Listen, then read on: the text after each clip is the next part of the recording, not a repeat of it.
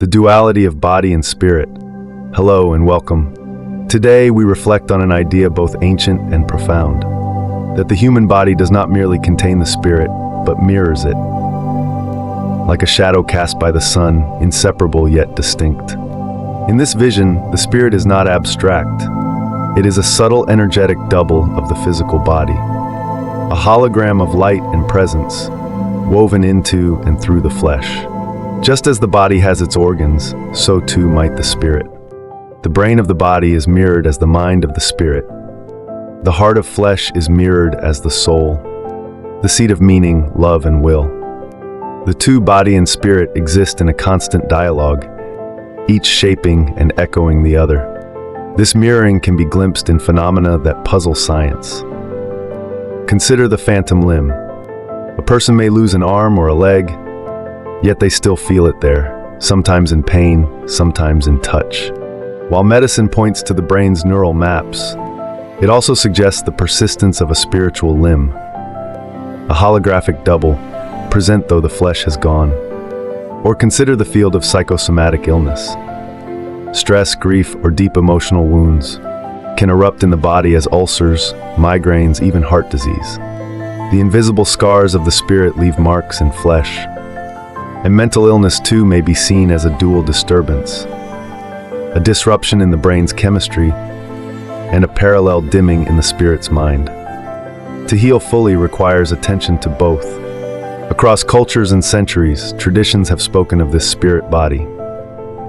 Chinese medicine describes the flow of qi. Indian Ayurveda speaks of prana.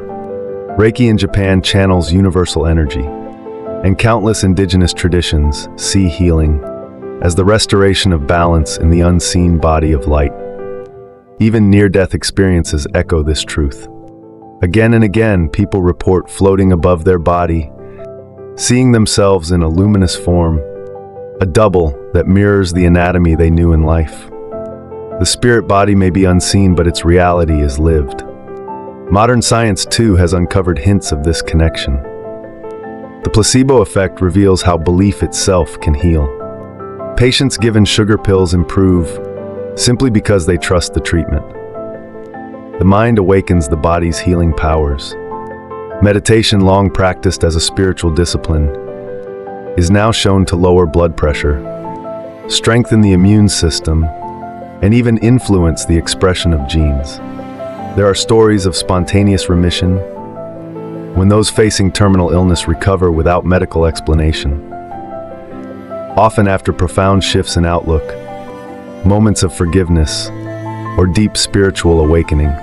Psychoneuroimmunology, a mouthful of a word, has proven what wisdom traditions long knew. Our emotions, our positivity, our inner harmony shape the resilience of our immune system. And time and again, cancer patients, those in chronic pain, those facing despair, report unexpected healing when meditation, hope, and spiritual practices are woven into their care. What might this mean for us? First, that healing must be holistic. We must treat not only the body of flesh, but also the body of spirit. A broken bone may need surgery, but a wounded spirit requires compassion, meaning, and inner alignment. Second, that prevention is not only physical. Just as we exercise and eat well to strengthen the body, we must nurture the spirit with meditation, kindness, and purpose. These are not luxuries. They are medicine for the unseen body. And third, that illness need not be viewed only as malfunction. It may also be a signal, a call to heal both the visible and the invisible, to restore harmony between body and spirit. If the body and spirit are mirrors, flesh and hologram, organ and essence, then true health can only be found in their harmony. Just as the shadow cannot leave the body, the spirit cannot leave our story. Diseases may arise when shadow and form fall out of alignment. Healing occurs when they are reunited. Perhaps then, greatness itself is not in what we gather, nor in what we bestow, but in the quiet, enduring harmony we foster between body and spirit. And in the imprint this harmony leaves, not only upon ourselves, but upon the unfolding journey of humanity. This idea of the soul as an immaterial substance that is trapped in the body is also found in the teachings of Plato, who believed that the soul had three parts: the intellectual part, the spirited part, and the competitive part. Plato believed that the body had a corrupting influence on the soul, which could be overcome through contemplation and the pursuit of knowledge. So yeah, kind of a bummer, right? The idea that our bodies are basically just prisons for our souls, and that our fleshy selves are corrupted by our physical existence. Well, if you're feeling down about your body, don't worry. You're not alone. Many great thinkers throughout history have shared these sentiments, including the likes of René Descartes, a 17th century French philosopher, and a mathematician who believed that the mind and body were two separate substances. He famously said, "I think, therefore I am." That's a very depressing way to get at the whole existentialism thing, don't you think? But wait, there's more. Our buddy Sigmund Freud, the A of psychoanalysis, had his own ideas about how our bodies are just vessels for our psyches. He believed that our physical needs and desires were controlled by the id, which he described as the dark, untamed part of our psyche. According to Freud, the id operates according to the pleasure principle, which is all about seeking immediate gratification for our basic drives and instincts. Meanwhile, the ego tries to satisfy the ada's demands in a socially acceptable way, while the superego acts as our conscience, telling us what we should do instead of what we want to do. So yeah, Freud wasn't exactly painting a pretty picture of the human psyche either. So there you have it. Whether we're dealing with Plato's ethereal soul, Descartes' mechanical body, or Freud's id, there has been no shortage of theories throughout history that suggest our physical bodies are nothing but vessels for something else. I am not getting lost here and tell you whether any of these theories are right or wrong. That's for the philosophers and theologians to duke it out over. But what I will say is that these ideas have had a profound impact on the way we view ourselves and our place in the world. Maybe that's why we keep coming back to them again and again. We want to believe that there's something more to us than just our physical bodies.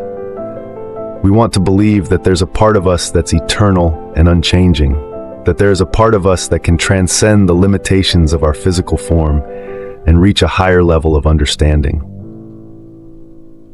Maybe it is this desire for something more that keeps these ancient ideas alive and well in our modern world. So yeah, I guess I'm not totally surprised that people still believe in the soul. After all, we all want to believe in something bigger than ourselves, something that gives our lives meaning and purpose. Maybe that's why we keep coming back to these old ideas, because they give us what we want to believe. But hey, maybe that's not such a bad thing. If these ideas make us feel connected to something greater, if they give us hope for something beyond our physical limitations, then maybe it's okay to believe in them. So whatever you believe, whether you think we have souls, whether you think our bodies are just vessels for our psyches, I think it is important to remember that we are all just trying to find our way in this world. We're all trying to understand ourselves and our place in the universe, and maybe that's what really matters. Now let's talk about some other examples of our culture that show that this idea of the unseen body is still alive and well. For example, have you ever heard of the placebo effect? It is a real phenomenon where people who are given fake medicine or treatments actually get better because they believe the treatment will work. It's all in the mind, right? Well, scientists are now discovering that our thoughts and beliefs can actually influence our physical bodies in powerful ways. For example, studies have shown that people who meditate regularly or practice mindfulness actually have changes in their brain structure, even if they don't necessarily identify as spiritual people. I think this shows that there is a connection between our spirits and our bodies that goes beyond what we can see or measure. I also think it shows that we have more control over our health and well-being than we might realize. This is why I'm such a big advocate for alternative therapies like acupuncture, herbal medicine, and things like yoga and taik. Don't get me wrong, I'm not anti-medicine. I'm not one of those people who think that Western medicine is always the wrong answer. But I do think it is important to consider all of the tools available to us when it comes to healing and improving our health. And I think our beliefs and our minds are just as important as any medication or treatment. So yeah, I think there's a lot of evidence to support the idea of the unseen body. Whether we're talking about the placebo effect or the power of meditation and mindfulness or alternative therapies, it's clear that there's something more going on here. Our thoughts and beliefs have a real impact on our physical bodies, and we have more control over our health and well-being than we might think. But what does this mean for us? What can we do with this knowledge? Well, I think it means that we need to take a more holistic approach to healing and well-being. We need to pay attention to both our physical bodies and our minds and the spirits. We need to find ways to bring them all into balance. And I think this is where practices like yoga, meditation, and mindfulness can be really helpful. They help us connect with our bodies and our breath. They help us focus on the present moment and let go of negative thoughts and beliefs. So, yeah, I know this stuff sounds kind of wishy-washy and new age, but it's not just hippy-dippy nonsense. There's real science behind it, and I think it's worth giving a try. At the very least, these practices can help us reduce stress and anxiety, which are major contributors to illness and disease. And at best, they can help us tap into the healing power of our minds and our spirits. So what do you think? Are you convinced that there's an unseen body inside of us? Do you think our thoughts and beliefs have the power to affect our physical health? Let us know in the comments below. And if you enjoyed this video, don't forget to subscribe for more thought-provoking content. Thanks for watching.